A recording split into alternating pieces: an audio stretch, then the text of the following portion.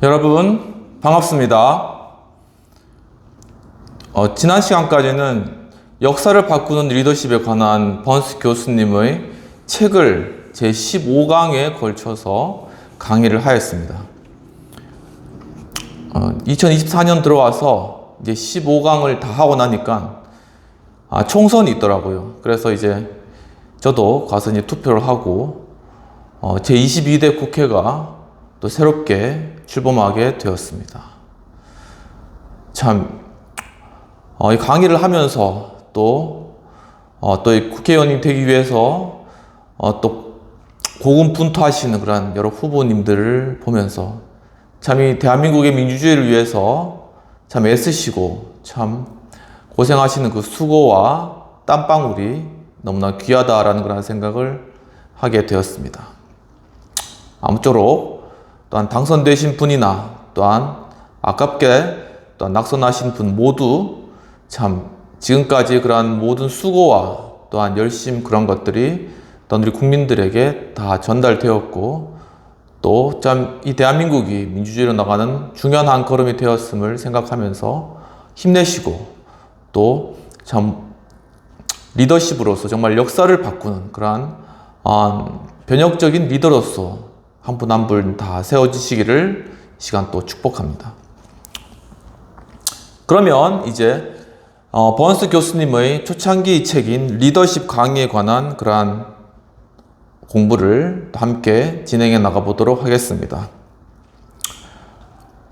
제임스 맥그리거 번스 교수님께서는 이제 미국 행정부에 또 워싱턴에 가서 거기서 실무적인 일도 많이 하셨고 또 마지막에는 하버드에서 또 박사를 또 받으신 그런 교수님이십니다.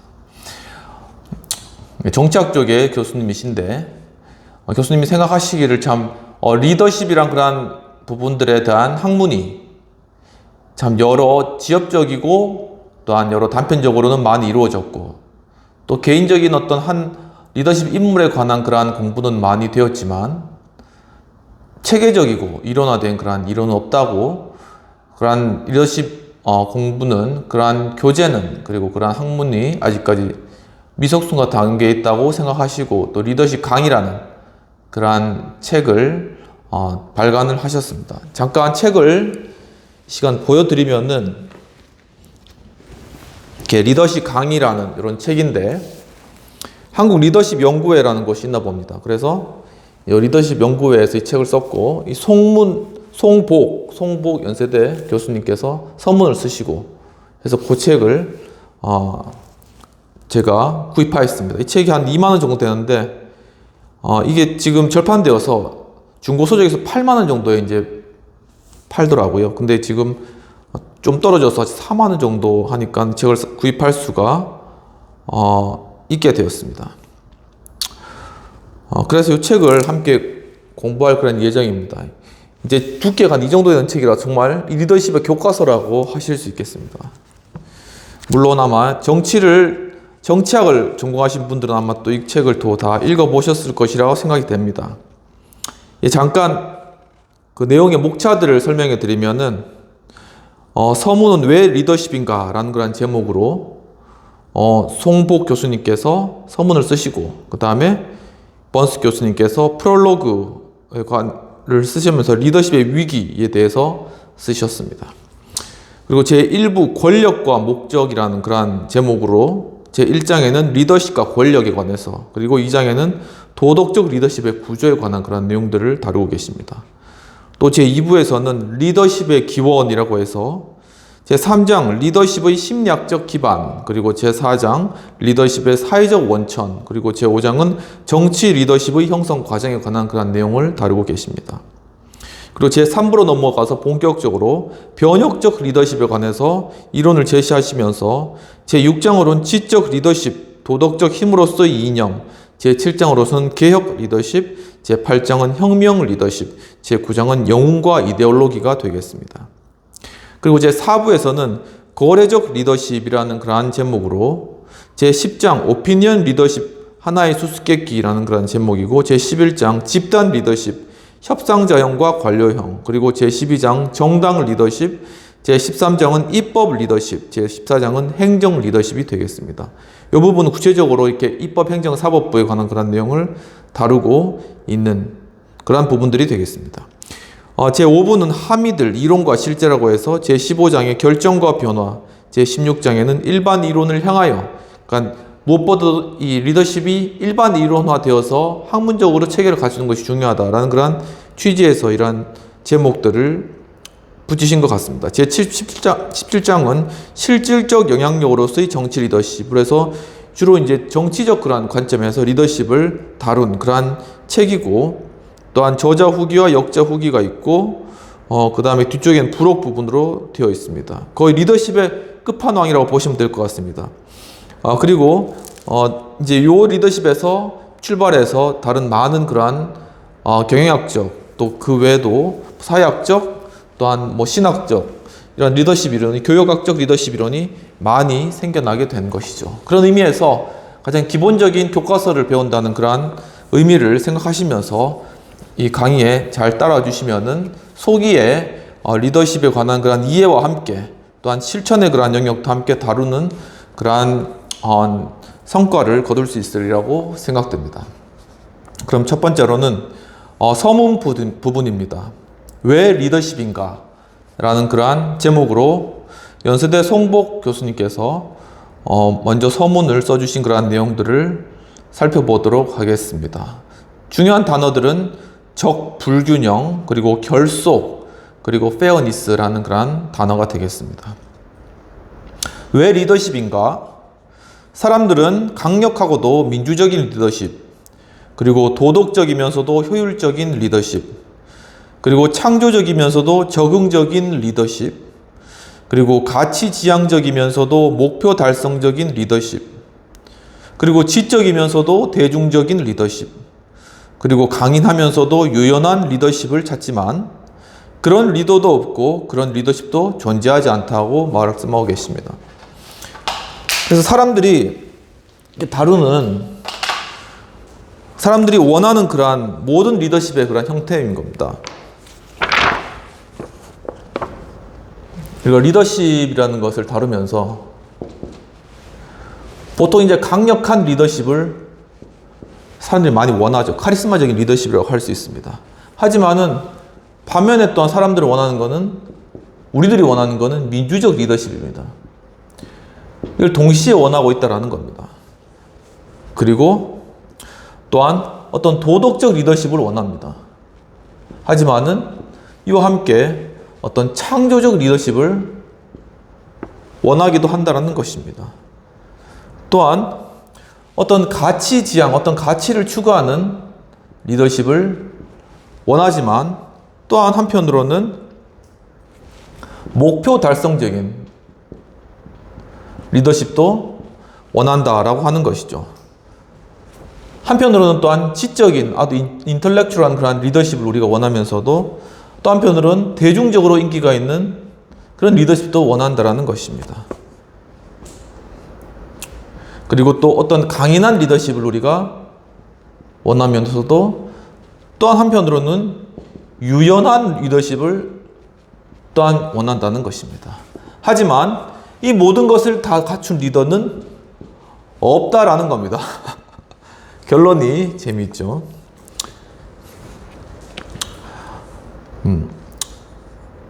그럼에도 불구하고 학자들은 있을 것으로 기대하고 연구하지만 이 책의 저자이신 제임스 M. 맥그리거 번스 교수님도 말씀하셨듯이 이것은 하나의 실패 선언이다. 이런 리더십은 없다라는 것이죠. 리더에 대해서는 많은 사실을 알아냈습니다. 그러니까 어떤 우리 대통령 중에 박정희 대통령님, 아니면 김대중 대통령, 이런 어떤 리더 개개인에 대한 사실들은 수많은 팩트들이 있고 수많은 사실들을 알아내었죠. 하지만 리더십이라는 것, 이 리더십이라는 것에 대해서는 뭐 하나 제대로 파악해내지 못한 상태에 있는 그러한 리더십의 무지 내지는 리더십의 불명료성이 리더십 연구의 하나의 일치된 의견이라고 하고 있습니다. 리더에 대해서는 많이 알지만 리더십에 대해서는 별로 많이 알지 못한다는 이야기입니다. 그 이유는 리더와 리더십에 대해 사람들이 너무 많은 것을 기대하고 요구해 왔기 때문입니다. 가장 이상적인 리더를 이렇게 마음속에 그리고 있는 거죠. 그러나 사람들이 바라는 리더와 리더십은 거의 대부분 양향적인 것이고, 인간의 행동과 심성은 그와 같은 양향적이 될 수 없어서 강력하면 민주적이 되기 어렵고 도덕적이면 효율적이 되기 어렵다라고 이야기를 하고 계십니다. 대부분의 이제 리더와 리더십은 대부분 이 양향적이라는 것입니다. 양향적.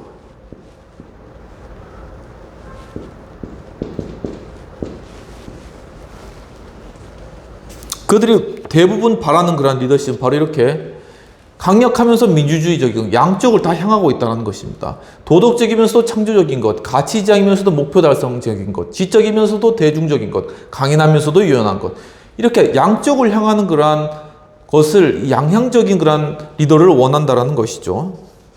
하지만 인간의 행동과 심성은 이렇게 양향적이 될 수가 없다라는 겁니다. 왜냐하면은 강력하면은 민주적이 되기 힘듭니다. 그리고 또한 어떤 도덕적이면 사실 어떤 창조적이거나 효율적이기 쉽지가 않습니다. 하지만 사람들은 이렇게 양향적인 것을 원한다라는 것이죠. 그렇다고 하여서 인간이 이 양자 중 한쪽만 가지고 있는 것은 아니며, 한편으로는 이성적이고 감성적이며 합리적이면서 비합리적이듯이 인간은 서로 반대되는 것, 서로 모순된 것을 함께 지니고 있으며, 이제 문제는 그것을 얼마나 균형 있게 지니고 있느냐, 얼마나 균형된 양양성을 띠고 있느냐 하는 것입니다. 그러니까 누구나가 이런 양면을 가지고 있다는 것입니다. 강력하면서 민주적인 그런 면도 있다는 게 사람 내면에, 도덕적이면서도 또한 효율적인 면도 있다는 것입니다. 그런데 중요한 것은 이것을 양향적인 것을 한쪽을 치우치는 것이 아니라 여기에서 중요한 것은 균형을 이루는 것이 중요하다라고 이야기를 하고 있습니다. 이 리더십에 있어서 저도 생각하기에 개인적으로 리더십을 연구하고 그런 것들을 탐구하지만 이 균형이라는 것이 리더에게 있어서 굉장히 중요한 그러한 자질인 것 같습니다. 국가 전체를 이렇게 이루어간 그러한 통치다 모든 것들도 서로 세력 간의 균형을 잘 이루어야지, 배가 물속에서 잘 떠 있듯이 그렇게 균형을 잘 이루어야지 잘 이렇게 유지되어 간다는 것이죠. 그러나 균형이라는 면에서는 사람이 자유롭지 못하고 리더 역시도 마찬가지여서 우리는 이같이 불균형적인 지도자, 한쪽으로 기운 불균형 성향의 지도자, 균형이 깨진 양향성의 리더를 한결같이 규탄하고 비판합니다. 그러니까 사람은 이렇게 균형을 만들기 힘들다는 것입니다. 그렇기 때문에 이 강력하거나 아니면 민주적인 쪽으로 이렇게 사람이 이렇게 기운다는 거죠. 그러면 이 기운 쪽만을 보고, 한쪽만을 보고 왜 이렇게 균형을 잡지 못하느냐라고 하면서 사람들이 이렇게 비판을 한다는 겁니다. 계속 비판하고 규탄을 한다라는 것이죠. 그렇기 때문에 결과적으로는 어떻게 된 결과가 있느냐? 누구도 리더가 아닌 거예요. 아무도 이런 균형을 잡힌 그러한 리더가 될 수 없는 겁니다. 모든 사람이 다 비판의 대상이 되는 거죠. 이 아이디어란 리더는 없다라는 그런 결론입니다. 그래서 이제 송복 교수님은 그렇다면 도대체 누가 리더이며 도대체 누가 리더십의 소지자인가 라고 질문하고 계십니다. 누구나 다 균형이 깨진 양향성의 인간이라면 도대체 리더십은 무엇이며 현실적으로 그 리더십이 존재할 수 있는가라는 질문을 하고 있습니다. 하나 이상적인 것이고 현실에는 존재할 수가 없는 리더가 아니겠느냐라는 말씀이 되겠습니다. 이에 대한 해답은 경험적일 수밖에 없다는 겁니다. 이걸 어떤 이론적인 측면이 아니라 한번 그러면 우리 실제적으로 경험적인 측면에서 한번 살펴보자라는 것이죠.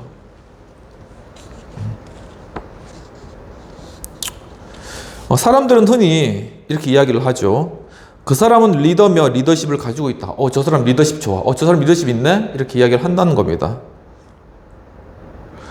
그런데 그렇다면 균형이 어떻게 깨져 있던 사람들이 느끼고 평가하는 리더와 리더십이 있다는 말인데, 그렇다면 그 사람은 누구이며 그 사람이 소지하는 리더십은 어떤 것인가 라는 것입니다. 분명히 사람은 한쪽으로만 이렇게 균형 잡혀 있을 수 없고 이렇게 다 균형이 깨져 있는데, 그런 사람들에 대해서도 사람들은 저 사람 리더십 있네라고 이야기를 한다는 겁니다. 그렇다면 과연 그 리더십은 무엇인가 라는 질문인 것이죠. 그것이 바로 한마디로 말하면 이제 교수님께서 이제 개념 중에 첫 번째 우리 중요한 단어가 이 적불균형이라는 겁니다. 적불균형. 한자 아시는 분들은 이제 다 아시겠지만 적불균형.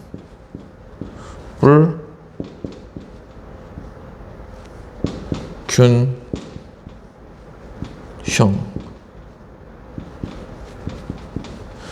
이 적불균형입니다. 이게 무슨 말이겠습니까? 적절하게 불균형되었다라는 그런 의미가 되겠습니다. 한자로 설명하니까는 굉장히 좀 어렵지만 쉽게 다가오네요. 이 영어로 말하면은 proper, 적당한 unbalance라는 겁니다. 적당하게 불균형되어 있다, 이 말인 거죠. 리더는 이 적불균형을 지향하는 사람이라고 합니다. 그리고 리더십은 이 적불균형의 성취 그 자체라고 설명하고 계십니다. 즉 어떤 일방적인 지나침이 없는 양향성, 균형이 깨져 있긴 하되 적절히 깨어져 있는 양향성, 한쪽으로만 찔려 있지 않은 적절히 기울어져 있는 지렛대의 상태가 리더십의 본 모습이면 실체라고 하는 것입니다. 이렇게 이 저울추가 있으면은 이렇게 시소가 있잖아. 이렇게 되는데 한쪽으로 엄청 이렇게 완전히 한쪽으로 이렇게 쏠리는 게 아니라 적절하게 한쪽으로 기울어졌지만 이 땅에서는 떠 있듯이 적절하게 불균형적인 상태, 그것이 리더십의 실체다 라고 설명을 하고 계시는 것이죠. 그래서 이제 첫 번째는 이 적불균형이 리더십의 실체, 이것이 리더십의 본래적인 모습이다. 우리가 바라보는 어떤 리더십이라고 생각하는 사람들도 적당하게 불균형되어 있는 사람들이다라는 것이죠. 그것이 실체라는 겁니다. 중요한 것은 리더십의 역할인데, 사람들로 하여금 리더십의 필요를 늘 느끼게 하는 것, 리더십이 없으면 아무것도 안 된다고 생각하도록 하는 것이 리더십의 역할이라고 합니다. 이런 거죠. 저 사람이 없으면 안 되겠다. 저 사람이 이 모든 일을 다 끌어왔는데 저 사람 빠지면 안 되겠다 라고 생각하는 그 사람이 바로 리더라는 겁니다. 그렇게 또한 상황을 만드는 그런 사람이 리더라는 것이죠. 주변에 보면은, 저도 그렇지만 주변에 그런 사람들을 한번 발견할 수 있을 겁니다. 제 주변에도 그런 사람들이 발견되는데, 저 사람 없으면 안 돼. 그런데 사실은 그 상황 자체를 그 사람이 만든 것일 수도 있다는 겁니다. 그렇다면 그 사람이 모든 상황을 이끌고 가고 있다는 것이죠. 그 사람이 리더라는 겁니다. 그러면서 이제 송복 교수님은 한 마리의 양이 이끄는 99마리의 사자와 99마리의 양떼 중에 어느 그룹이 강하냐라는 질문에,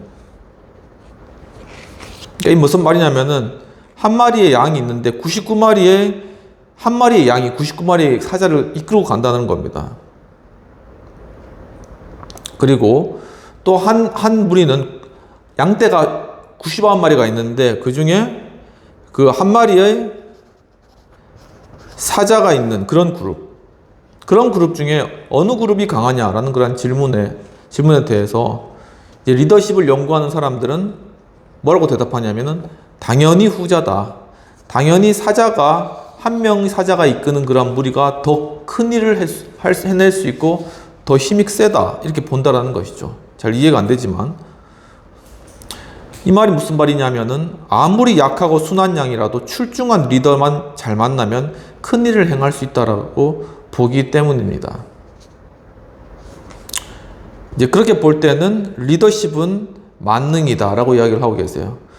이게 리더십이 어떤 리더십이 되느냐에 따라서 그 집단을 무엇이든지 할 수 있는 존재로 이끄느냐 아니면 아무것도 못하는 존재로 이끄느냐가 바로 리더십에 달려있다는 것이죠. 굉장히 리더십이 중요하다는 것입니다. 그렇다면은 중요한 것은 그 중에 가장 핵심이 되는 것, 오로지 그것만이다 라고 그렇게 말할 수 있는 그것은 무엇일까요? 라는 질문을 하게 되십니다.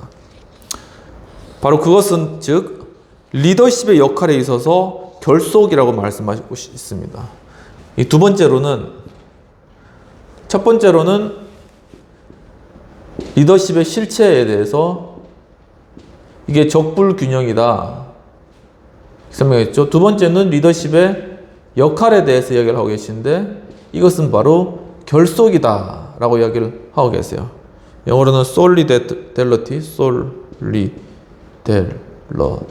결속이다 라고 이야기를 하고 계시는 것이죠. 그런데 그것은 하나의 단순한 결합이 아닌 단합적 결합, 서로 이렇게 딱 맞아떨어지는 것, 그리고 단합적 상호작용이라고 이야기를 하고 계십니다. 바로 이러한 결합, 단합을 만드는 것이 리더십의 가장 중요한 역할이라는 것이죠.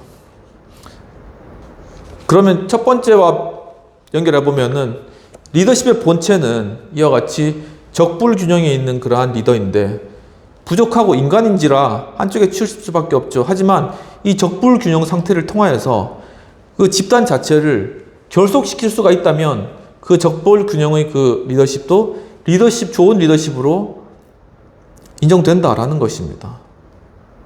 그리고 이런 적불균형의 상태 자체가 바로 이런 결속을 이루게 하는 그런 하나의 그러한 방법이 또 될 수 있다는 것이죠.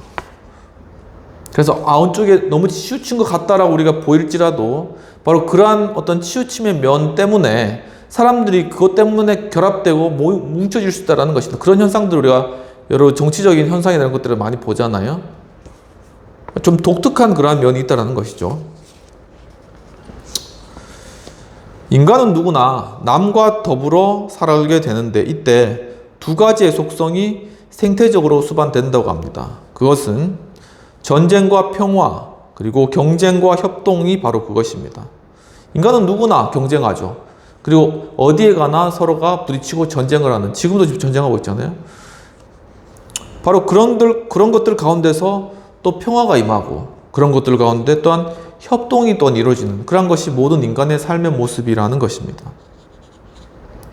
이 전쟁과 평화 그리고 경쟁과 협동 속에서 바로 혼돈이 일어나고 그 가운데 질서가 이루어지며 또한 해체가 이루어지고 통합이 생겨난다고 이야기하고 있습니다.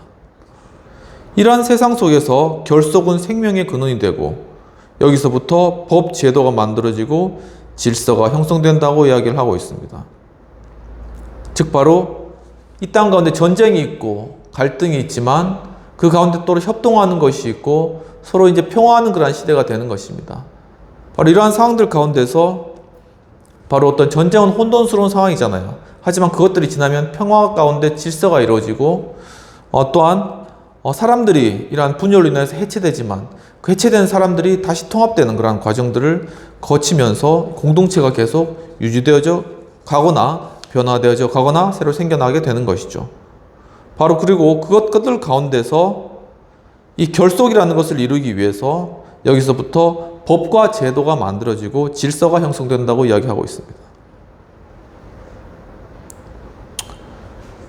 그렇지만 아무리 사람들이 오순도순하게 그렇게 살고 그리고 아주 화목하게 그렇게 산다고 하여도 우리 가정도 그렇지 않습니까? 거기에는 항상 시비가 있기 마련이고 또한 마찰이 있기 마련입니다. 그렇다면은 우리 공동체 내에서 이러한 시비가 있고 마찰이 있는데 이러한 다툼을 없애고 또한 분열을 방지하는 것, 그것이 바로 리더십이 의미하는 그러한 결속인가? 쉽게 생각하면 그럴 수 있잖아요. 이 결속을 이루기 위해서 리더십이 중요한 역할이 결속을 이룬다면은 공동체 내에서 어떤 다툼이 일어나거나 아니면은 어떤 분열이 일어나거나 아니면은 서로 시시비비를 거리는 그런 좀 갈등적인 상황이 발생했다면 그러면 이걸 다 없애고 없애가지고 이 결속을 유지하는 것이 리더십의 역할인가라는 것입니다. 결코 아니라고 하십니다. 그러면서 하시는 말씀이 부정적 요인을 없애고 바로 마이너스 팩터를 여러 가지 있겠죠. 부정적인 그러한 공동체의 결속을 방해하는 부정적인 요인들을 이런 것들을 이 긍정적인 요인으로 플러스 팩터로 바꾸어 나간다라고 그렇게 얘기를 하고 계십니다. 어떤 사람은 되게 갈등 일으키고 분열 일으키고 정말 저 사람 없으면 우리가 잘 되겠다고 생각하지만 리더로서는 그 사람을 그럼 거기서 배제시키는 것이 아니라 그 사람의 마이너스인이라는 팩터가 어떻게 하면은 플러스적인 팩터로 바뀔 수 있을까라고 그렇게 연구하고 그것을 그렇게 변화시켜 나가고 그래서 적응시켜 나감으로써 공동체 전체에 큰 유익을 줄 수 있는 바로 그러한 쪽으로 이끄는 사람이 바로 리더다라고 하는 그러한 이야기인 것이죠. 또한 이렇게 될 때 리더십의 결속은 발전의 견인차, 트랙터가 되며 또한 추진자, 프로모터의 의미를 가진다라고 이야기를 하고 있습니다. 견인차, 트랙터 있잖아요. 끌고 다니는 것. 그리고 프로모터가 되는 거죠. 추진을 하는 그런 사람이 된다는 것입니다. 이까지가 리더십의 역할 부분이 되겠습니다. 그러면 세 번째로는 그렇다면 과연 이 리더십의 본질은 무엇인가라는 겁니다. 이런 것들을 통해서 과연 그렇다면 리더십은 무엇인가? 본질은 무엇인가라는 것입니다. 리더십을 리더십으로 기능케 하는 것, 그것이 리더십의 본질이다라고 이야기를 하고 계시고, 학문이 학문되게 하는 것이 무엇이겠습니까? 바로 진리를 탐구하는 것이죠. 그리고 언론이 언론되게 하는 것은 송복 교수님 이야기하시는 것은 저항이라고 이야기를 하고 계십니다. 그러면은 리더십을 존재적으로 구성하는 것, 즉 리더십을 사실상 적불균형 상태로 실제케 하고 실제케 하는 것, 적불균형 상태, 바로 이러한 리더십의 그러한 실체로 존재하게 하는 그러한 것이 과연 리더십의 본질인데 그것은 과연 무엇인가? 과연 이것은 뭐라고 할 수 있는가라는 것입니다. 거기에 대해서는 두 가지에 대해서 말씀하시는데 바로 공명정대의 준말인 공정성과 공평무사의 준말인 공평성이라고 할 수 있습니다.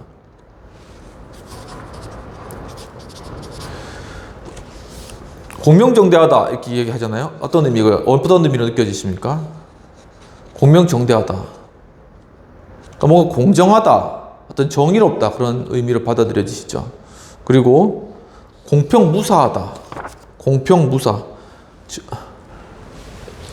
공평무사 많이 들어보죠. 공평무사. 무사. 공평무사하다는, 무사하다라는 말이 이제 쉽게는 아무 일도 없다, 그냥 평화롭다라는 그런 의미로 받아들이는 그게 아니고, 이 공평하며 평등하며 사사로움이 없다라는 겁니다. 사사로움이 없다. 공평하다라는 것이죠.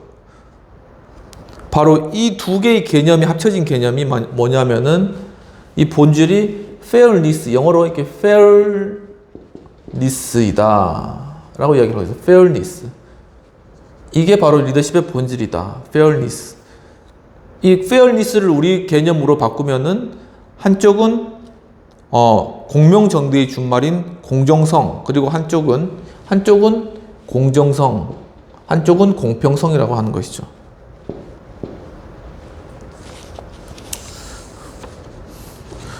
그리고 이제 여기 공정성이란 말, 이것은 좀 더 다른 우리말로 바꿔보면은 투명성과 올바름, 투명하다, 깨끗하다, 투명성과 올바르다라는 것으로 이렇게 이야기가 되고, 그리고 또한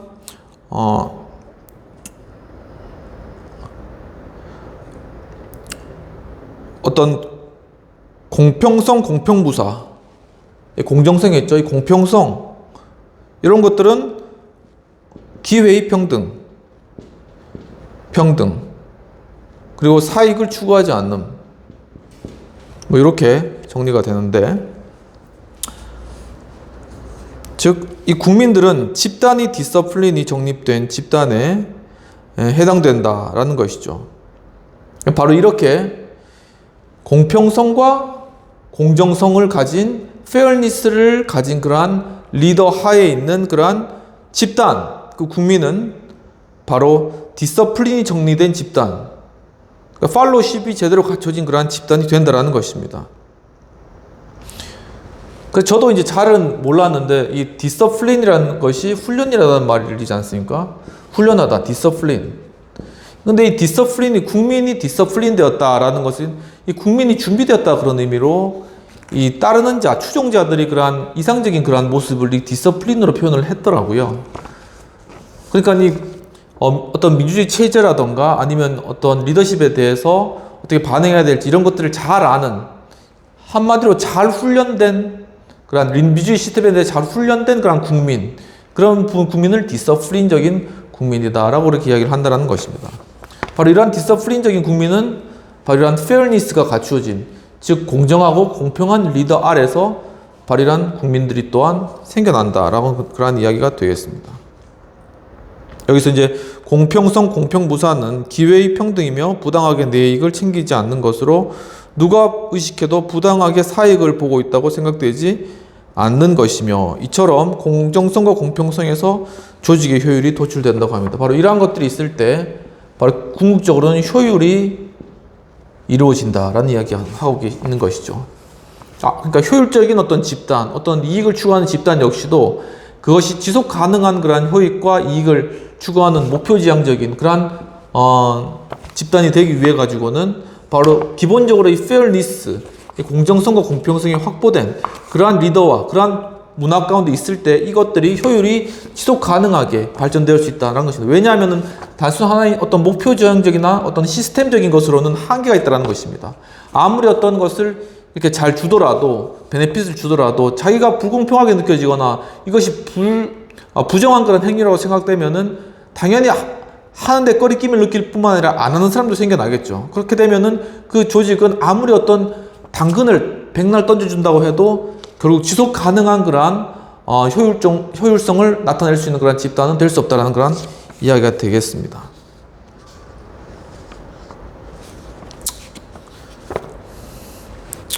그래서 이까지가 송복 교수님의 서문이 되겠습니다. 지난대로 해석한 건데 아마 송복 교수님이 보시면은 좀 자기 생각과 다를 수도 있겠지만은 제가 봤을 때는 이런 식으로 정리를 하실 수 있을 것 같습니다. 그러면은 비평 토의를 살펴보도록 하겠습니다. 본 서문에서는 리더십의 실체, 그리고 역할, 그리고 본질을 이해하기 쉽게 설명하였습니다. 그리고 이것이 또한 어떤 제갈량의 리더십 3원칙이라는 것이 있나 봐요. 제갈량의, 삼국지에 나오는 제갈량의 리더십 3원칙. 이게 뭐냐면 한마디로 이게 페어니스라는 것이죠. 리더십이 페어니스가 있어야 된다. 즉 공명하고 공명정대, 공정하고 또한 공평무사, 즉 공평한 그러한 리더가 제갈량이 말하는 리더십의 3원칙에 해당되는 그러한 리더이다. 또 서구적으로는 페어니스가 갖추어진 그러한 리더, 그것이 바로 리더십의 본질이다라는 것이 핵심 내용이 있습니다. 그러면 과연 우리 현실 가운데 그러한 리더가 있을까요? 우리 지금 현실 가운데 봤을 때 잘 없는 것 같죠? 저도 잘 모르겠습니다. 과연 그런 리더가 있는가? 효율적인 것을 추구하고 굉장히 많은 효익을 추구해 나가는 그러한 리더들은 많이 있고, 또 경영학적으로 그런 리더들, CEO에 대한 훈련들은 많이 되었지만 정말 이 공평하고 공정한 이런 가치지향적인 리더, 결국 이제 면스 교수님도 도덕적인 리더십, 이런 가치지향적인 리더십이 결국 가장 효율적인 리더십이고, 또한 그 리더십을 평가할 때도 그런 것으로 평가해야 된다는 것이 중요한 골자인데 그렇게 말씀하고 있는데, 현실 속에서는 쉽게 우리가 찾아볼 수가 어려울 것 같습니다. 누가 있는지 한번 여러분들도 한번 생각해 보시면 좋을 것 같습니다. 네, 그러면은 이제 프롤로그 부분으로 넘어가도록 하겠습니다.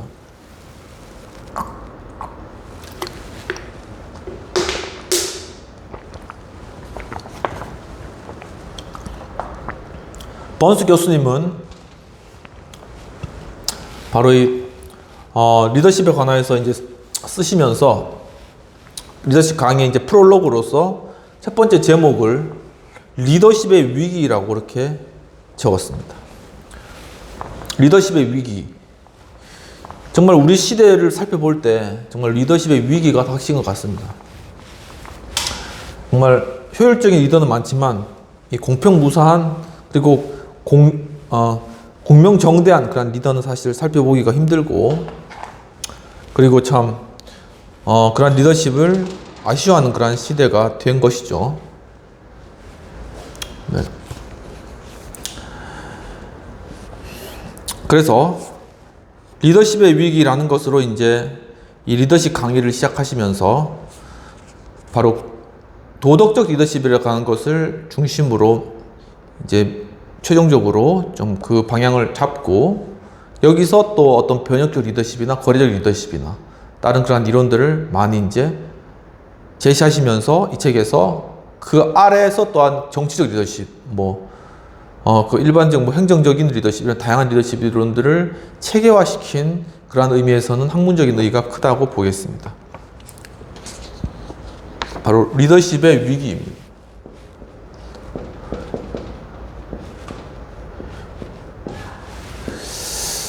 참 위기적 상황이 된 것 같습니다. 오늘날 사람들이 결핍을 느끼며 가장 갈망하고 있는 것 중 하나는 강력하고도 창조적인 리더십이다 라고 말씀하고 있습니다. 강력하고도 창조적인 리더를 원하는 그런 시대라는 것이죠. 우리는 거인들의 시대, 즉 Eras of Titans, 이 거인들의 시대에 젊은 시절을 보내었다라고 이야기하고 계십니다. 이 번스 교수님께서 살아오신 그 생애는 이제 2차 대전이 끝나고 그 다음에 이렇게 산업 성장이 이루어지는 이러한 시대 때 살아오신 것이죠. 20세기에. 근데 그 20세기에 수많은 그러한 위대한 리더들이 또 많이 발생하였고, 또한 거기에 참 별종인 특이한 그런 리더들도 많이 발생하였죠. 히틀러 같은 그런 리더, 무솔리니 이런 사람들, 위대한 리더는 루즈벨트 대통령 이런 대통령 있지 않습니까? 위대한 리더들. 아무튼 그런 리더들이 아주 거인들이 살아갔던 시대를 살아왔다라는 것입니다. 그리고 그 위인들 중 대부분은 20세기 중반에 사고하였는데 돌아가셨다는 말이죠. 이제 그 중에서는 어떤 드골은 이제 프랑스의 이제 공화국을 이룬 그런 대통령이죠. 아니면 네루, 인도의 네루 총리라든가, 아니면 케네디, 미국의 케네디 대통령, 그리고 킹 목사, 마틴 루터 킹 목사 같은 그런 목사님, 이러한 분들과 같은 사람들은 어떤 영웅적 리더십으로 반열에 오르기도 하지만 그렇지 못한 사람들도 있었으며, 이 거인들은 정치적 경계선을 성큼성큼 넘나들며 한 시대를 풍미하였다고 이야기하고 계십니다. 참 이 전쟁이나 이런 여러 큰 어떤 일이 발생하면 거기에 정말 영웅이 탄생하는 것 같습니다. 바로 이 난세의 영웅이 난다고, 정말 그때 이제 가장 절명의 그러니까 절명의 그런 순간 가운데 이제 사람의 그 내면에 있는 그런 리더십이 이제 위로 꿈틀거리며 올라오는 것이죠. 누군가는 해야 되고 누군가가 나서지 않으면은 다 멸망하는 그런 상황에서 이제 진정한 그 리더십이 발현이 된다라는 것입니다. 우리는 그들을 존경하여 가까이 다가가기도 했고 그들에 저항하여서 싸우기도 했지만 어찌되었든 그들을 무시할 수는 없었습니다. 20세기 후반부터 우리와 지도자들의 관계는 어떤 개인 숭배와 명사들에 대한 일화 중심적 접근의 자리를 내주게 되었다고 하고 있습니다. 그러니까 20세기 후반에 오면서 또 이 위대한 리더들이 다 이제 돌아가시고 난 뒤에는 정말 이제는 어떤 대중 영합적이고 어떤 그러한 인기몰이를 하는 그러한 리더에 관한 이야기들만 뉴스나 잡지에 난무하게 되었다는 것입니다. 그래서 우리는 마치 수면 습관이라던가 좋아하는 음식, 취미 등과 같은 것들이 리더십과 관련해 깊은 의미가 있는 것처럼 생각하며 지도자들의 사생활을 주의 깊게 살피고 대부분의 잡지가 사람들의 하찮은 일상사에 대한 기사를 게재하는 데 열을 올리고 있다고 하고 있습니다. 그러니까 어떤 연예인들의 어떤 뭐 먹었는지, 어디에 갔는지 이런 것들 있잖아요. 그럼 굉장히 관심을 가지고 막 서로 이야기를 막 한다는 것이죠. 그러니까 지난번 예능 프로에 뭘 했다 막 이런 것들 막 그러면서 즐거움을 느끼고 이것도 하나의 걸 리더십이라고 할 수 있죠. 사람들에게 즐거움을 주는 거니까 거의 이제 바로 그러한 어떤 것이지만 과거의 어떤 그런 위대한 인물들에 비해서는 너무 그러니까 단시적이고 즉흥적이며 즐거움을 추구하는 어떤 말초신경적인 그러한 어떤 리더십에 관한 논의밖에는 지금 이루어지고 있지 않다라는 것이 바로 이 리더십의 위기에 관한 그러한 것의 하나의 그런 모습으로 제시하고 계신 것이죠. 이처럼 개인 숭배, 즉 영웅뿐만 아니라 악마에 대한 숭배도 포함한다고 합니다. 그러니까 막 히틀러 같은 사람을 숭배하는 그러한 사람들도 있죠. 그러한 개인 숭배는 동서양에 다 같이 유행처럼 번지게 되었는데 오늘날의 이러한 리더십의 위기는 권좌에 있는 많은 사람들의 탁월하지 못함과 또한 무책임성에서 비롯되었다라고 이야기를 하고 계십니다. 정말 이 시대 가운데 그런 위대한 리더들이 찾아볼래야 찾아볼 수도 없고 또한 리더들은 무책임하며 또한 리더십에 있어서 탁월성도 보이지 못하는 그러한 상황이 되었다라는 안타까운 그러한 상황을 지적하고 계시는 거죠. 그러나 리더십이 사람들의 욕구와 기대를 충분히 만족시켜줄 정도로 발휘된다는 것은 흔치 않은 일이다라고 하고 있습니다.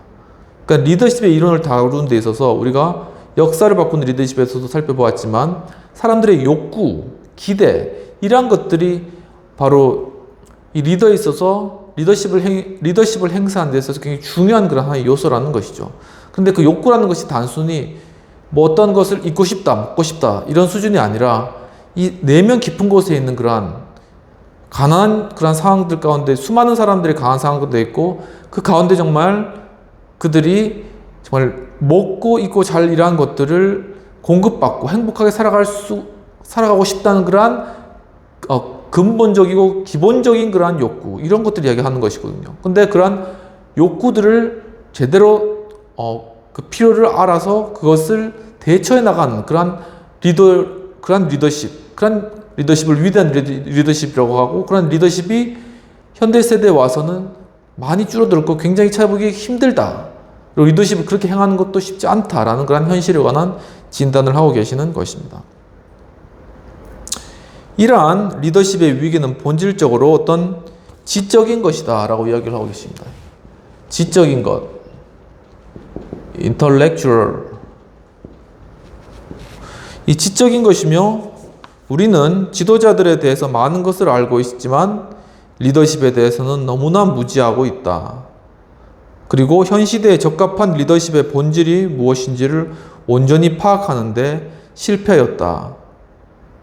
라고 하고 계시며 그 결과 리더십을 평가하고 충원하고 또는 거부하는 데 필요한 기준에 대한 합의조차 이루지 못하였다고 이야기하고 계십니다. 그러니까 이 리더십에 대해서 무지하기 때문에 이 리더십을 어떤 평가를 하거나 리더십이 좋은 리더십이면 그거에 대해서 좋은 리더십을 충원을 해야 되겠죠. 그리고 리더십이 만약에 잘못됐으면 리더십에서 거부를 해야 되겠죠. 근데 이런 것들을 하려면은 리더십에 대해서 뭔가 어떤 기준을 알아야 되고 그리고 이 기준을 가지고 있어야 된다는데 이 기준 자체가 학계에서나 사람들 사이에서 합의를 이루지 못하기 때문에 이 기준 자체가 없다는 것입니다. 그렇기 때문에 어떤 리더가 좋은 리더인지를 구별할 수 있는 그러한 기준 자체가 없는, 그렇기 때문에 그런 기준도 없기 때문에 그런 기준을 따라가고자 하는 리더도 없고 그렇기 때문에 이 리더십의 위기가 발생되었다라는 것이고 그렇기 때문에 이러한 것들을 발견해 나가는, 세워 나가는, 연구해 나가는 것을 리더십의 이론의 기본으로 삼겠다라는 그러한 교수님의 그 의도가 있는 것입니다. 리더십이란 단순히 문화, 정치적 차원의 어떤 혁신을 일으키면은 리더십인가? 어떤 혁신적인 그런 것들 이룬 사람들 있잖아요. 그 사람이 그러면은 리더십을 가졌다고 할 수 있는가? 그리고 또한 리더십은 본질적으로 어떤 영감적인 것인가? 카리스마적인 거 있잖아요. 막 타고난 것. 그래서 영감을 받아서 사람들에게 큰 호소력으로 나아간 그러한 것이 리더십의 본질인가? 아니면 어떤 리더십이라는 것은 목표를 설정하는 것인가? 월드컵 몇 강 진출 이렇게 목표를 설정하고 그것을 향하여 나아가는 그런 것이 리더십의 본질인가? 아니면 목표 달성인가? 목표를 세웠다면 그것을 달성해서 월드컵 4강 진출 이렇게 그걸 달성해 나가는 그러한 사람을 리더십이라고 보는 것인가? 그리고 또한 지도자는 가치 규정자들인가? 어떤 것이 옳아 이것을 따라야 되라고 가치를 부여하는 것이 리더십인가? 이와 같은 질문들과 같이 리더십은 지구상에서 가장 많이 관철되고 있으면서도 가장 적게 이해되고 있는 그러한 현상 중에 하나입니다. 그렇지만 항상 그랬던 것은 아니라고 합니다. 최소한 2000년 동안 사상의 지도자들은 지배자나 피지배자들의 그러한 관계들에 대해서 이러한 달갑지 않은 문제를 놓고 많은 실험들을 해왔으며 또한 플라톤은 어떤 철인 왕은 어떤 철학 사상을 가진 사람이 왕이 되는 것을 이야기하는 것이죠. 이 철인왕뿐만 아니라 교육 그리고 사회 그리고 경제 제도가 지배자에게 미치는 영향력과 거기에 대한 추종자들의 반응을 계속 분석해 나갔다는 것입니다. 이와 같이 리더십에 대한 분석이 계속적으로 과거 오랜 역사 전부터 이루어지고 있었다라는 사실을 말씀하고 계십니다. 오늘날의 정치 지도자의 어떤 도덕적 리더십과 용기에 대한 요구와 어떤 기대가 표출되기 훨씬 이전부터 유교 사상가들, 동양의 유교 사상, 우리도 또 이제 그런 유교권 문화 가운데 있지 않습니까?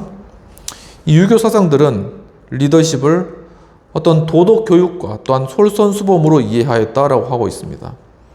그러니까 이미 그 논어맹제 이런 데서는 사람들에게 솔선수범했다. 리더로서, 그러니까 내가 지도자가 되려면은 밑에 있는 사람들에게 솔선수범해야 되고 도덕적으로 이런 것들을 잘 해야 된다. 그래서 이제 과거 시험에는 그런 것들을 이제 리더의 정말 중요한 그런 요소로 뽑고 그것을 이제 이게 문필로 시로 쓰거나 해가지고 그걸 통해서 장원급제를 뽑았지 않습니까? 그러니까 어떻게 보면 그 과거 시험, 조선시대에 있었던 과거 시험이 진짜 제대로 된 리더를 뽑는 그런 시험일 수도 있었겠네요.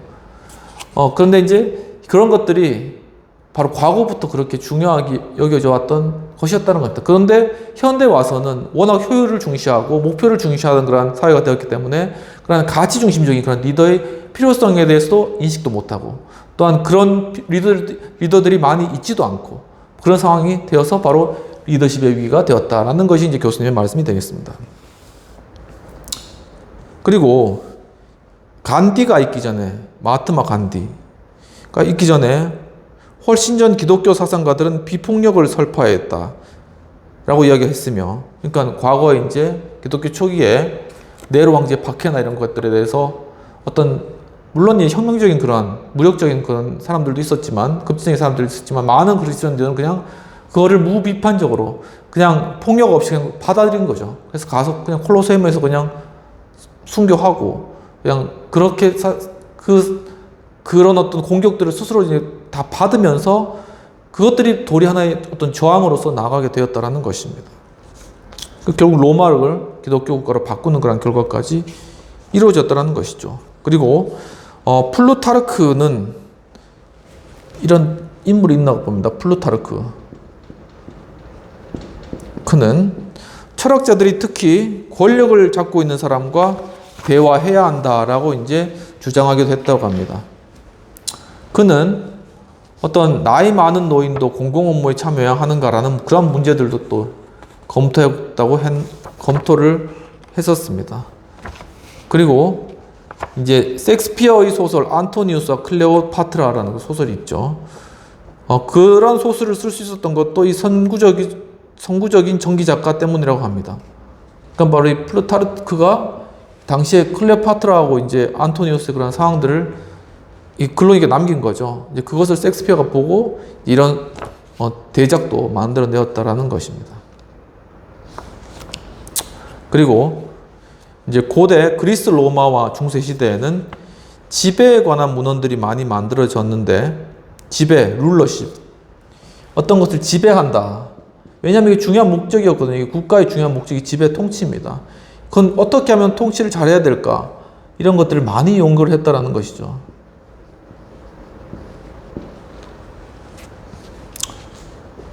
그리고 이후에 이제 지배와 리더십 연구는 심각한 지적 위기에 봉착하였다고 합니다. 점점 이런 연구가 이제 많이 이루어지지도 않고 어떤 위기에 봉착되었다라는 것이죠. 이제까지 리더십은 하나의 개념으로서 작고 다양한 의미들로 분해되어 이해되어 왔는데, 한 연구에 의하면은 이 리더십이라는 단어가 130개로 정의되고 있음을 밝혔습니다. 이 리더십이라는 것이 무슨 뭐 창조적 리더십, 그리고 뭐 섬김의 리더십, 이건 다 아는 거죠. 변혁적 리더십. 그 외에도 뭐 진성 리더십도 있고, 그 외에도 뭐 수많은 것들이 있다는 거지. 나열하게 되면은 한 130개가 된다 라는 것이죠.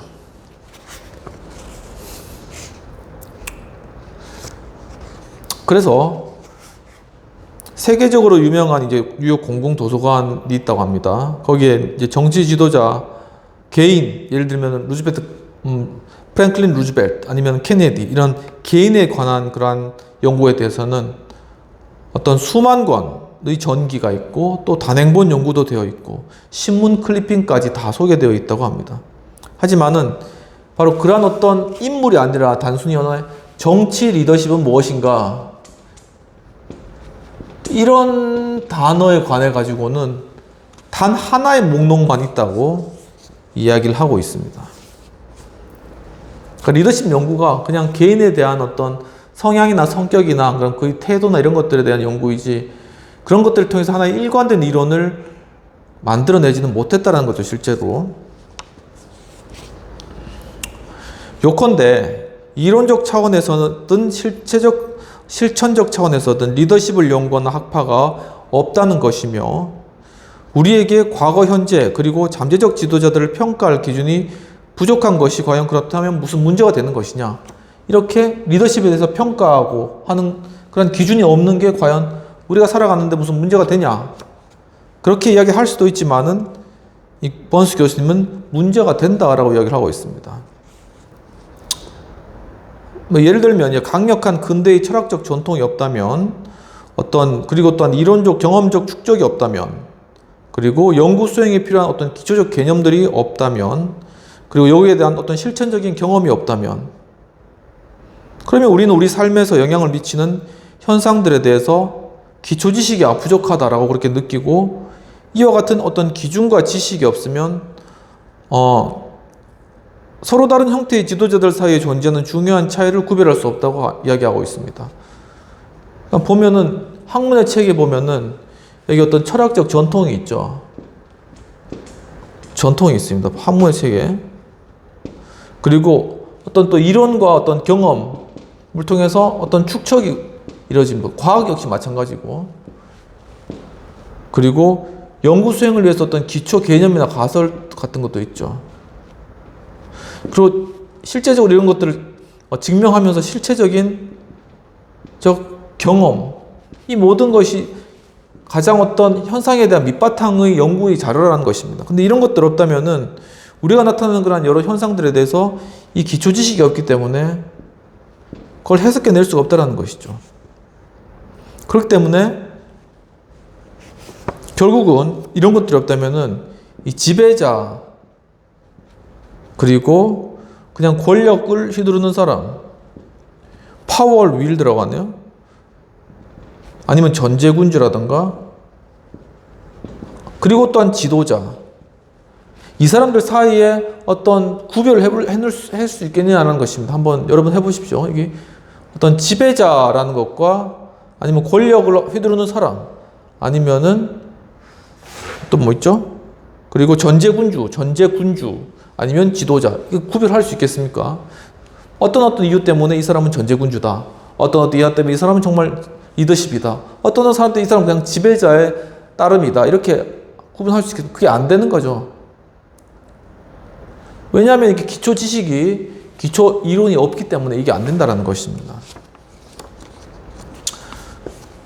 그래서 현재 리더십을 전문적으로 연구한 학파는 없지만 그런 학파를 만들 수 있는 재료는 얼마든지 풍부하고 다양하며 방대한 양의 자료와 분석과 이론들이 개발되고 축적해 왔으며 리더십에 대한 중심적인 개념이 아직 정립되지 못하고 있는 부분적 이유는 학자들이 서로 다르고 종종 서로 관계가 없는 질문과 문제들을 추구하면서 각기 다른 학문 분야와 하위 학문 분야의 범주에서만 연구를 해왔기 때문이라고 이야기하고 계십니다. 즉 뭐 경영학적, 정책적 측면에서, 경영학적 측면에서, 아니면 뭐 신학적 측면에서, 뭐 교육학적 측면에서 이렇게 각 학문적 영역의 하위 분류로 리더십을 다루고 있기 때문에 그것이 제대로 된 어떤 하나의 통일된 이론을 이루지 못한다라는 이야기이신 것이죠. 그래서 필자 번스 교수님께서는 리더십과 관련한 지난 10년 동안의 풍부한 연구와 분석 그리고 사상적 경험들이 리더십 이론을 획기적으로 발전시킬 수 있을 것이라고 이제 이 책에서 스스로 믿고 계신다. 그렇게 제시를 하고 계십니다. 그리고 오늘날 인간주의 심리학에 있어서 실로 중요하지만 거의 알려져 있지 않은 그런 연구의 업적들이 문화적 차이나 시대적 차이와 같은 것들을 넘어서 리더십 과정을 일반화할 수 있게 하고 있으며 이것이 이 책의 중심 목적이다라고 하고 있습니다. 즉 인간의 심리학적인 그런 측면 가운데 각각 인간이 다르지만 그 심리학적 측면에서 그 인간들에게 통일적으로 적용할 수 있는 어떤 심리학의 기본적인 원리들이 있다는 것입니다. 그런 원리들이 있기 때문에 그 원리들을 따라가면은 바로 그 가운데서 각각 사람마다 다르고 여건이 다르지만 통일적인 리더십의 이론을 체계화시킬 수 있다는 그런 내용이 되겠습니다.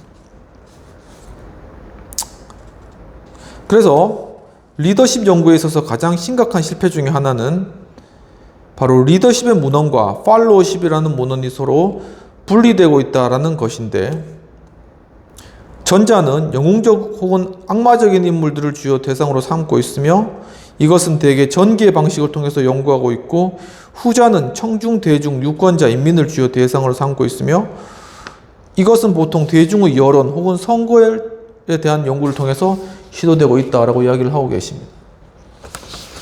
그렇죠. 그러니까 이게 리더십이 있고 우리가 리더십은 많이 이야기하고 있지만 중요한 건 팔로워십도 있다라는 것입니다. 따르는 자들, 추종자들. 그러니까 리더십에 관해서는 예를 들면 전기나 있잖아요. 뭐 전기, 어떤 사람들의 전기나 위인전 이런 것, 이런 형식으로 대해서 많이 연구되어 되고, 또 이 팔로워십은 또한 뭐 선거라든가 사람들의 어떤 동향, 여론 이런 것들을 통해서 많이 이루어지니까 이 두 개가 유리되어 있고 분리되어 있다는 것입니다. 근데 이 책에서 교수님은 이것을 통해서 이렇게 유리되어 있으면은 이 둘 사이의 관계를 알 수 없기 때문에 제대로 된 리더십 이론이 발전될 수 없다는 것입니다. 그렇기 때문에 이것을 하나로 합쳐가지고 리더십과 팔로우십을 아우르는, 또한 이 문헌들을, 여기가 관련된 다양한 문헌들이 있잖아요. 이 문헌들을 아우르는 그러한 것들을 통해서 리더십 이론을 정립해 보자. 그렇게 해야 된다라고 이야기를 하고 계십니다. 그래서 이것은 결국 지도자들은 추종자들의 대행자로서 행동한다는 확신을 전제하고 있다라고 이야기를 하고 있는 것입니다. 리더십 접근법은 종종 무의식적으로 엘리트적인 경향을 보이는 것이 있다고 합니다.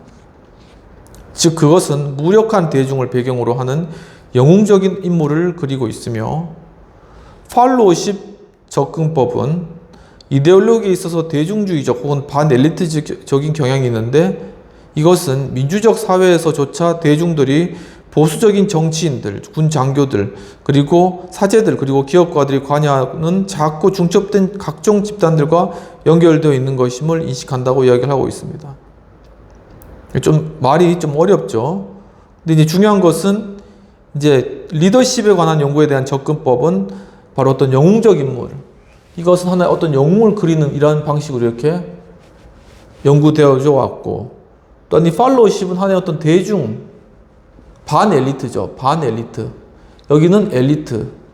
이렇게 이걸 두 개를 나누는 어떤 계층화하는 그러한 식으로 그렇게 이제 이 리더십을 인식해 왔다라는 것이죠. 그런데 여기 번스 교수님께서는 이 리더십에 관해 가지고 이것이 단순히 엘리트주의자들 사이의 어떤 게임, 그러니까 예를 들면 뭐 히틀러나 루즈벨트 이런 식으로 뭐 위에 있는 수장들끼리 어떤 게임을 어떤 그 리더십으로 본다, 이런 것이 아니라,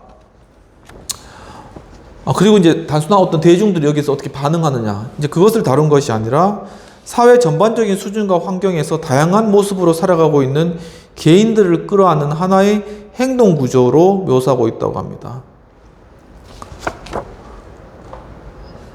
그래서 여러 개인은 다양하죠. 그런데 이 개인을 공동체에 끌어안는 사람은 누구겠습니까? 그 사람은 바로 이 리더십이죠. 이 리더십이 이 각각 개인을 하나의 공동체로 끌어들이는 역할을 하고 있다는 것입니다. 그러니까 이 리더십의 그러한 연구는 하나의 어떤 이러한 리더십과 팔로우십 간의 어떤 구조적인 그러한 문제, 그런 것들 측면에서 접근해야 된다라고 해서 이것이 a structure of action, 구조적인 접근, 행동 구조의 그런 모습으로 이제 묘사를 하겠다라고 그렇게 말씀하시는 거죠. 그래서 이제는 이 두 갈래의 문헌이, 그러니까 리더십과 팔로우십 문헌이 묶여져서 지도자와 추종자의 역할이 개념적으로 통합된 그러한 리더십 연구가 인간 발전과 정치 행위의 구조화 과정에서 제대로 자리 잡아야 한다라고 말씀하고 계십니다. 즉, 리더십 과정들이 어떤 갈등과 권력의 다이내믹스로 간주되어야 하며,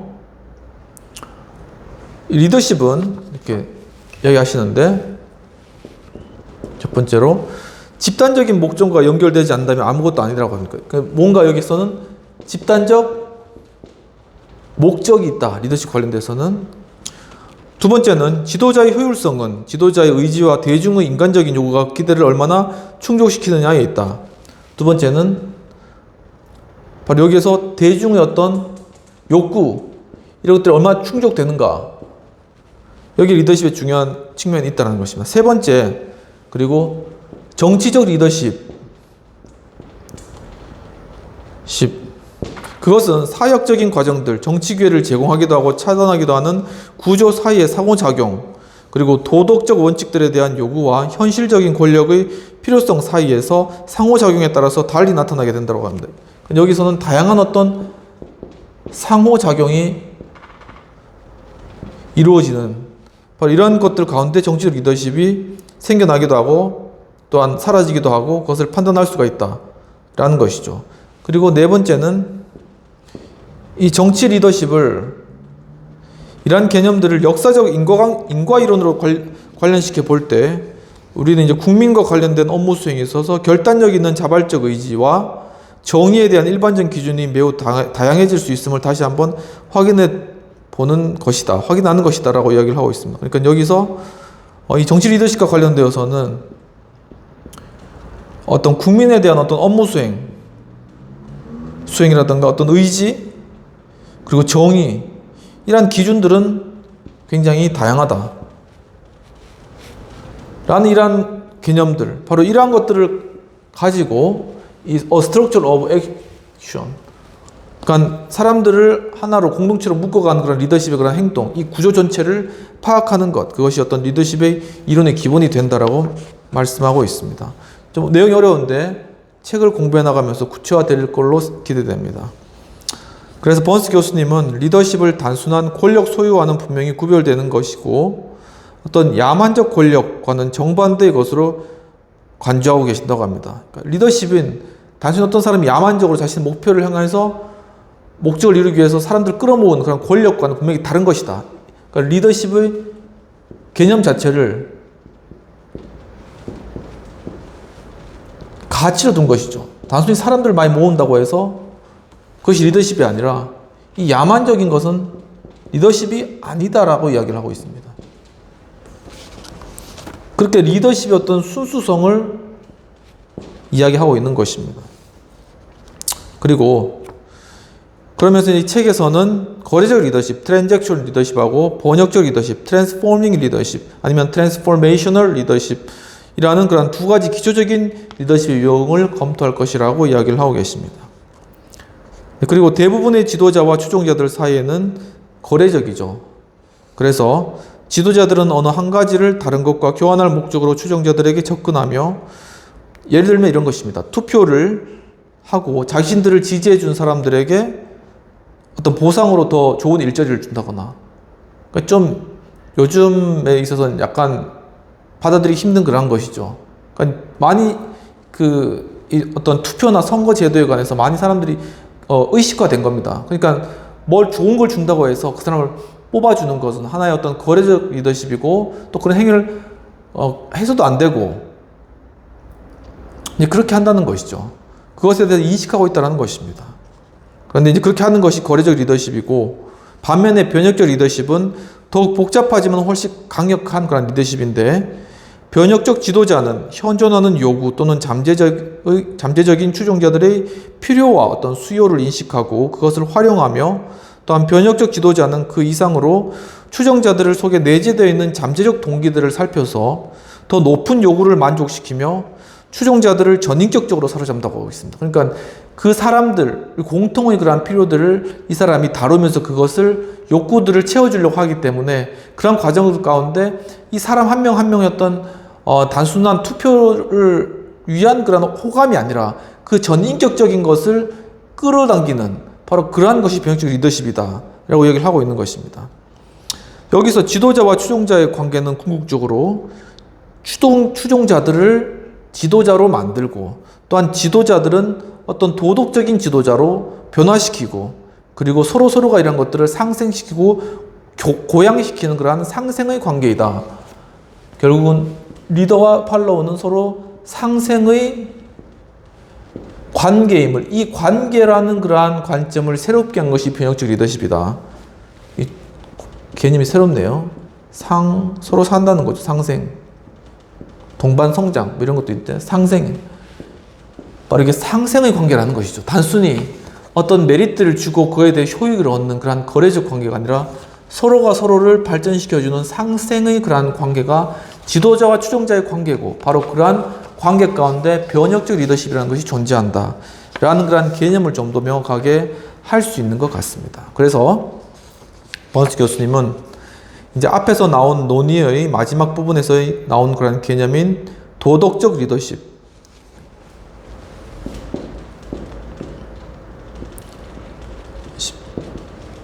즉 모럴 리더십이죠. 이 모럴 리더십이야말로 가장 큰 관심사라고 보고 있으며, 이 개념을 사용함으로써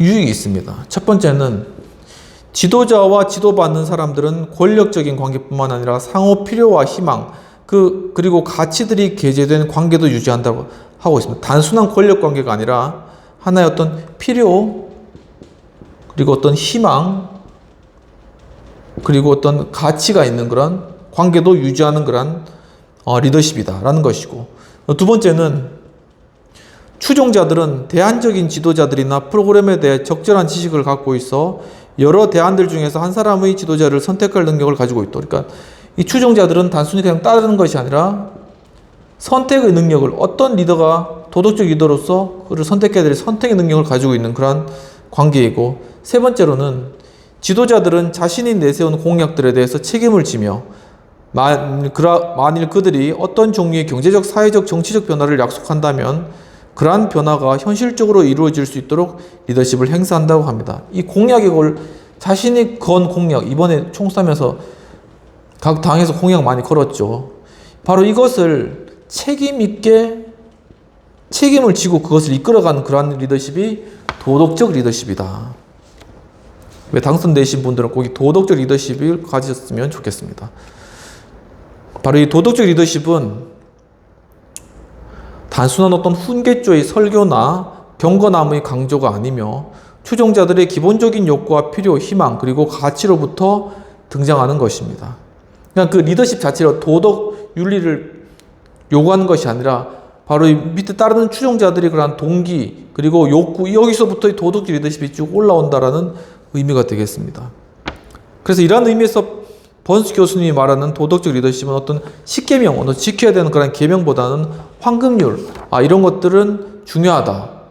이런 것들이 황금률이다. 우리가 모두가 공통 인식하고 있는 것이다. 라는 그런 개념에 더 가까운 개념인데, 하지만 황금률조차도 도덕적 리더십을 설명하기에 부족한 이유는 황금률도 단지 우리 자신의 욕구와 필요를 기준으로 다른 사람들의 욕구와 필요를 판단하기 때문인 것이다. 황금률이 뭡니까? 내가 이렇게 내 욕구를 보니까 이런 욕구가 있어. 저 사람 욕구도 그런 것도 필요하겠네 하면서 이렇게 하는 것이 황금률이죠.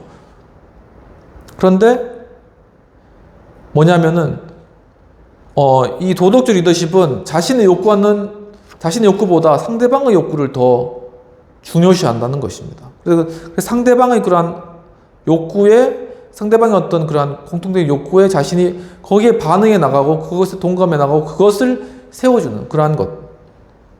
어떤 이타적인 것이죠. 그러한 것이 도덕적 리더십이다라고 이야기하고 계시고, 그래서 번스 교수님은 늘상 얘기하는 대부분의 현실적인 물음들로부터 가장 정확하게 이론적이고 도덕적인 물음으로 옮겨갈 것들을 제안하고 계신다라는 것입니다.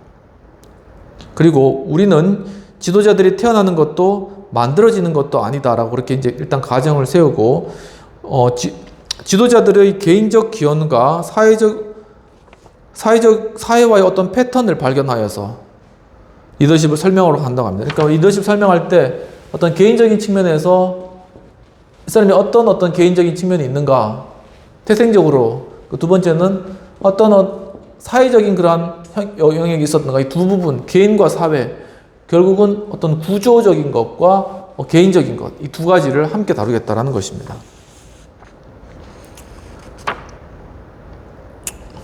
그래서 우리는 이렇게 우리라는 말 많이 쓰시네요. 함께 연구해 나간다는 의미에서 우리라는 말을 쓰시는데, 우리는 동기, 가치, 그리고 목표들로 구성되고 형성된 일련의 구조를 강조하는 개념을 사용하여 여러 리더십 사이에 존재하는 서로 다른 역할과 질적 차이를 구별할 것이다. 그러니까 중요한 것, 이 리더십을 구별하는 데 있어서 중요한 것이 어떤 동기, 그리고 어떤 가치, 그리고 목표, 이러한 것들을 사용할 것이다 라고 이야기하고 있습니다. 그러면서 리더십과 추종자 사이에 존재하는 사고 교차적 맥락에 유의하면서 위대한 지도자들의 역할뿐만 아니라 보다 낮은 수준의 리더십 현상에도 주목할 것이며, 우리는 항상 리더십의 도덕적 기반을 추구하며 충족되지 못하고 짓밟힌 상태에 방치된 인간의 잠재력을 해방시키고 또한 발현시키는 일에 공헌한 지도자의 행위만을 정당한 것으로 간주할 것이다. 즉 바로 사람들의 잠재력, 이 짓밟혀져 있는 이러한 잠재력을 다시 되살려서 그 사람의 실현되지 못한 욕구를 실현시키고 그를 이렇게 해방시켜주는 그러한 일들 가운데 기여하고 그러한 일들을 이룬 그러한 리더만을 진정한 리더십으로 여길 것이다 라고 그렇게 그 기준을 세우신 것입니다. 그러면서 이제 과연 이러한 진정한 도덕적 리더십을 이루는 그러한 근원적인 힘의 존재, 그러한 힘을 규명해 나가는 것은 가능한가? 라고 질문하고 계시는 것입니다. 네, 비평과 토의를 해보도록 하겠습니다. 번스 교수님께서는 과거 리더십의 연구가 사람 중심의 단편적인 것이었음을 지적하며 리더십의 기본 원리를 도덕적 리더십을 통해 규명해 나가고자 하고 계십니다. 결국은 도덕적 리더십을 통해 리더십을 구별해낼 수 있는 툴을 만들고자 하는 것입니다. 그렇다면 이제 토의할 내용인데, 리더십을 어떻게 인식하며, 우리는 과연 리더십을 어떻게 인식하고 있으며 리더십 중에 중요한 요소들을 무엇으로 보고 있는가라는 그러한 기존에 가졌던 리더십의 인식에 관해서 한번 생각해 보면 좋을 것 같다라는 생각이 들었습니다. 그러니까 리더십이라고 했을 때 어떤 사람이 어떤 공동체를 잘 이끌고 그리고 이제 어떤 앞에서 나아가는 그런 사람을 보통 리더라고 많이 이야기를 하죠. 그런데 그까지지 더 구체적인 건 없어요. 그렇게 하는 것이 구체적으로 그 사람이 어떻게 하는 것인지 어떤 부분을 봤을 때 그 사람이 리더십을 제대로 하고 있다고 하는지, 그리고 그 사람을 어떻게 평가해야 되는지, 그 사람을 따라야 되는지 말아야 되는지도 잘 몰라요.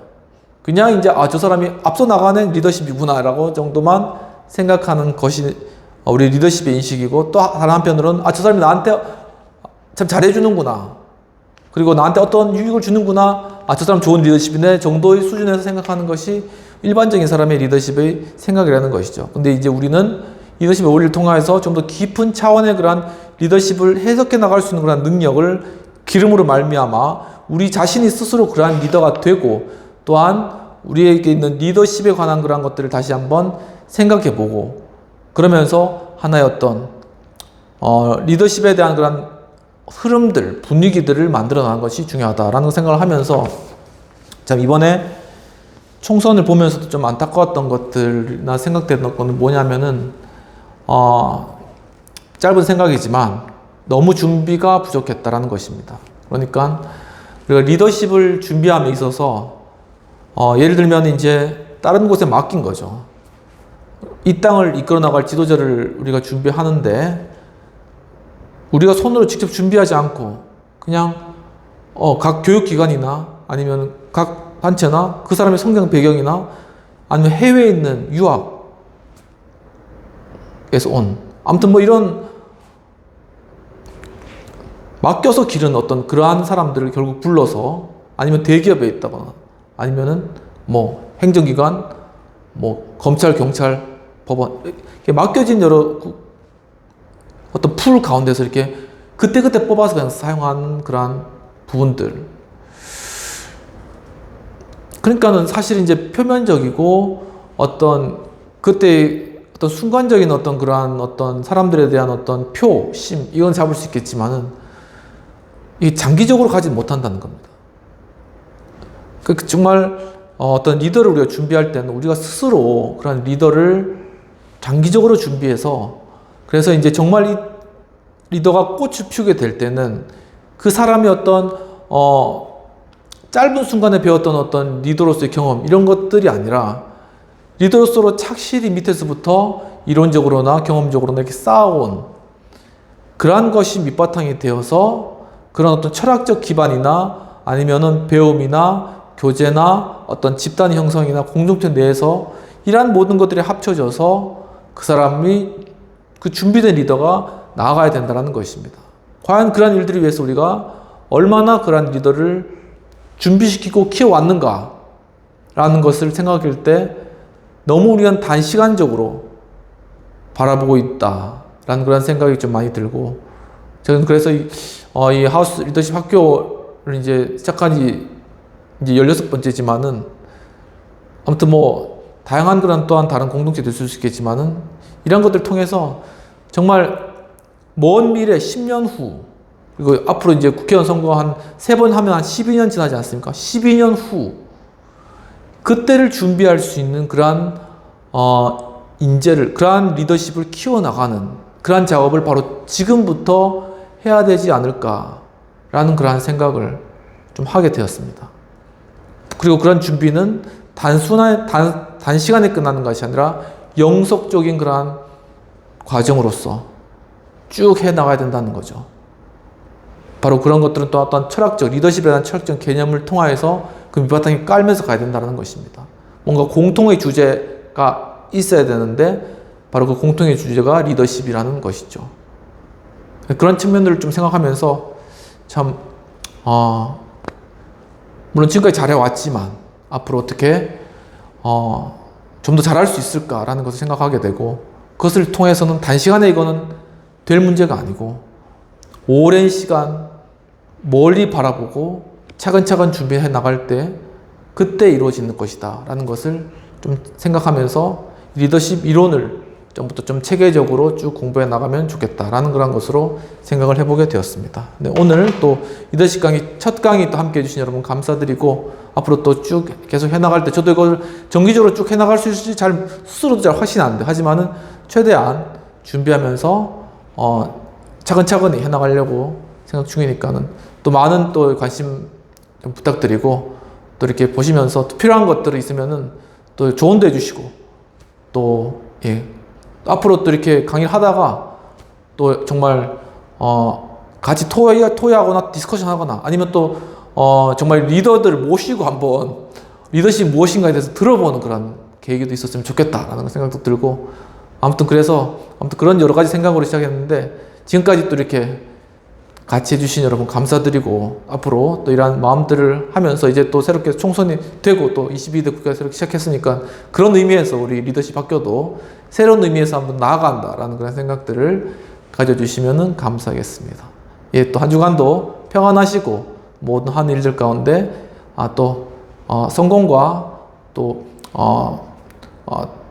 이렇게 모든 또 형통함이 함께 하시기를 바랍니다. 감사합니다.